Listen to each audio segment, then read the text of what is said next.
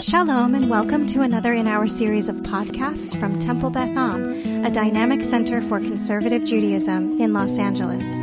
This is Meditation and Mindfulness with Rabbi Adam Kligfeld. Good morning, everyone. Hello to those who are here in my office at Temple Beth Am. First time doing this in this setting in many, many months.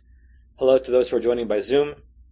Hello to anyone who's watching on Facebook Live, and hello to anyone who's listening to this on the Temple Beth Am podcast series. As many of you know, this is my first week and third day back in full-time work after the sabbatical. A full confession, I didn't do nearly enough mindfulness work on my own in the sabbatical.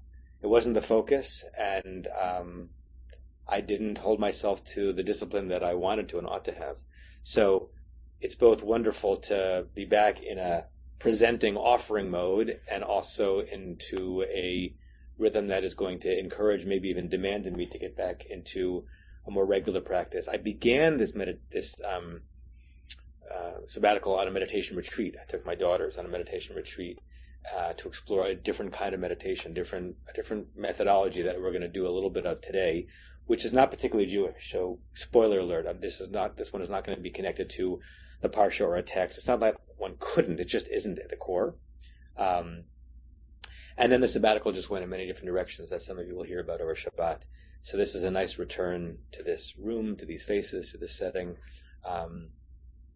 and to this way of being, because there's a way of being that is moving and growing and learning and expanding and challenging and confronting. And there's a way of being that's sitting and stilling,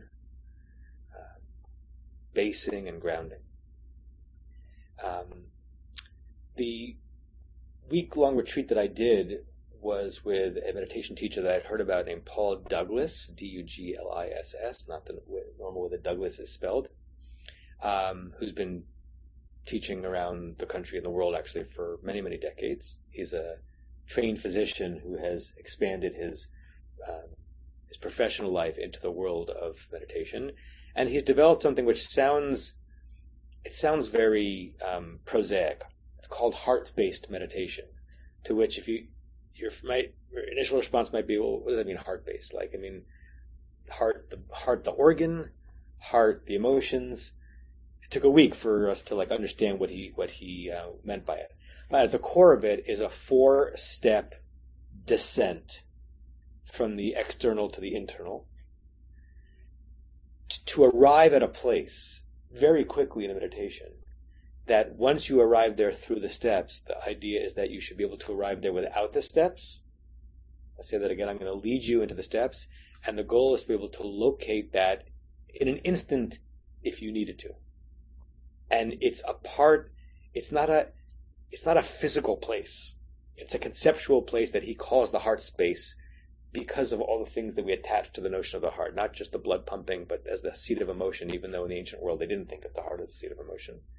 But it's common to talk about that in the modern world. And that should be a place that we can arrive at, enter into, and claim. And if we do, then perhaps the interactions that we will have from that place with one another and with ourselves will be better, will be sweeter, will be more tender, will be coming from a place of the expanse that we found inside, as opposed to a narrowness which sometimes guides our thoughts about ourselves and others. So I'm going to walk you through this, and very different than the way I learn meditation from other sources and I practice it. He is not into using deep breathing and counted breathing to get into meditation. When we did this, we did this 5 times a day or so, we would spend about 10 or 15 minutes doing breath work and some body work before the meditation. But once the meditation began, you're right in there. Because he's trying to train us to train our bodies to not have to rely on the breathing to get there. You should have already got yourself, like a psuke de zimra, you should have gotten yourself ready in a different way. But once it starts, see how quickly we can arrive.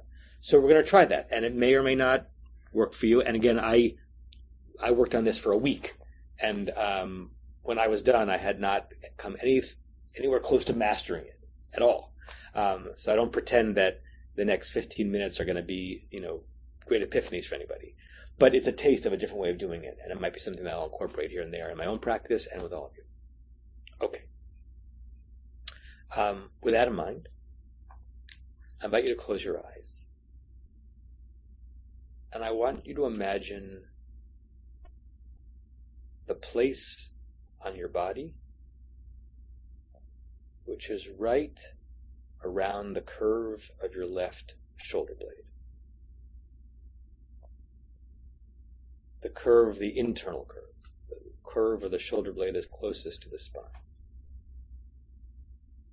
Identify a point on that curve. It does not have to be a big point. It could be the size of a pencil dot or a small coin. But draw all of your attention to that spot. And focus on the physical, the actual physicality of that spot. The skin, the cells. What it feels like for that spot to be touched. Playing with the word feel, what that spot feels like to you.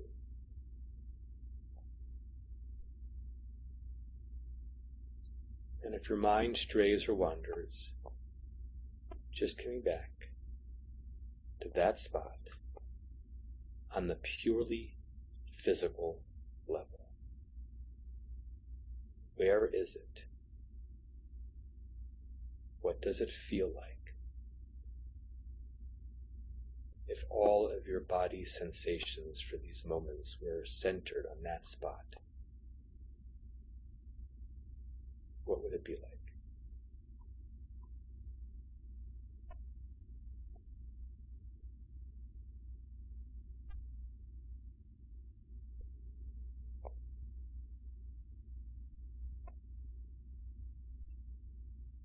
And now imagine that you're at the same latitude and longitude of your body, but you go inside one layer, beneath the skin, beneath the bone, just underneath. And instead of focusing on the physical, because it's hard for us to have any real association with the physicality of the inside of our body, focus on the energy. What is the energy that is right there? The energetic space that is right there. Whatever that word means to you. Not what it feels like physically, but what energy is coursing through and to that spot. And as you focus on it, it might be beyond words. Don't try to put words to the energy. Just feel it. Imagine for a moment that you're a person with the same intellectual capacity as your normal self. You can think and feel as fully as you do, but you have no words. Experience the energy of that spot.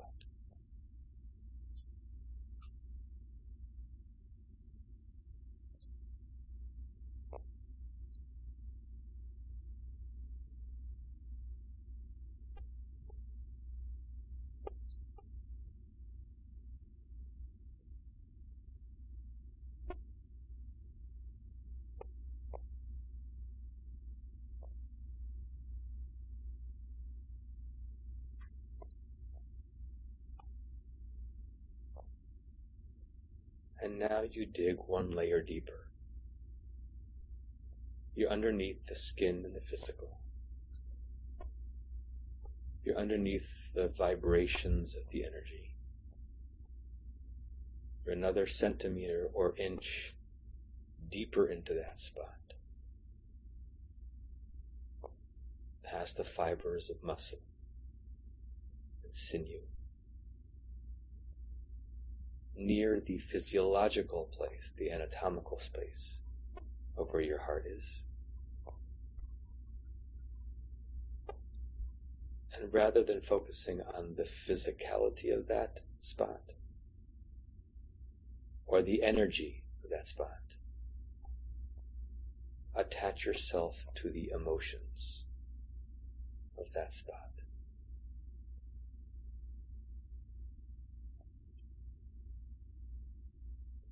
What are the emotions that are present as you direct all of your attention to that little ball, that little marble, deep underneath your shoulder blade, inside the cavity of your chest, close to your heart? What do you feel?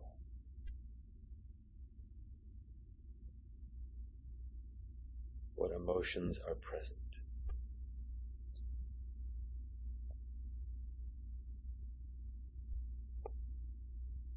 Try to be alert to them, curious about them with no judgment.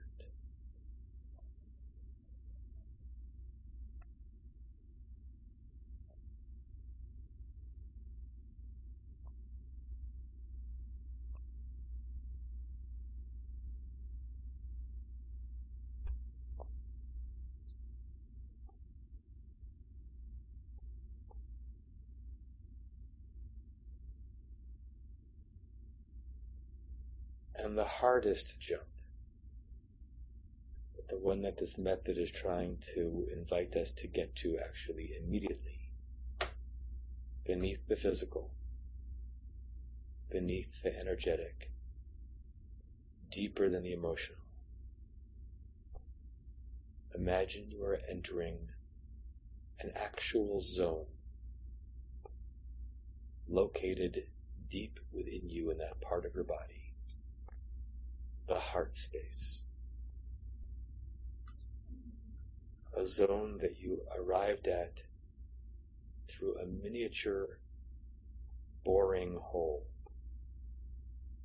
But once you get there, is expansive, is endless, is a cavernous.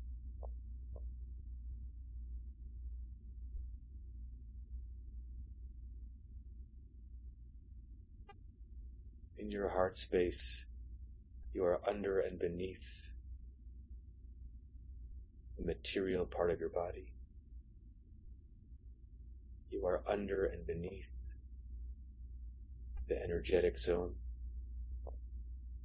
You are through and past your emotions.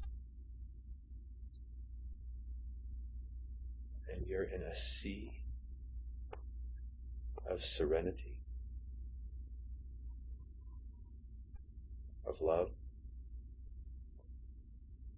of generosity, of care.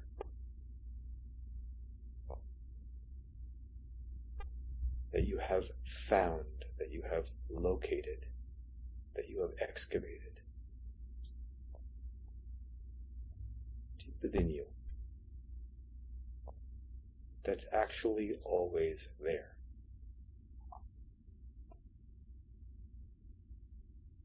Though at times we seem to have locked the doors to it,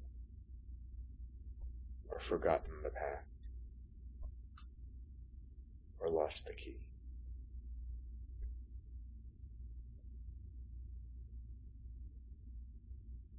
Just stay in this heart space and experience it. And begin to ask yourself the question, can I get there again?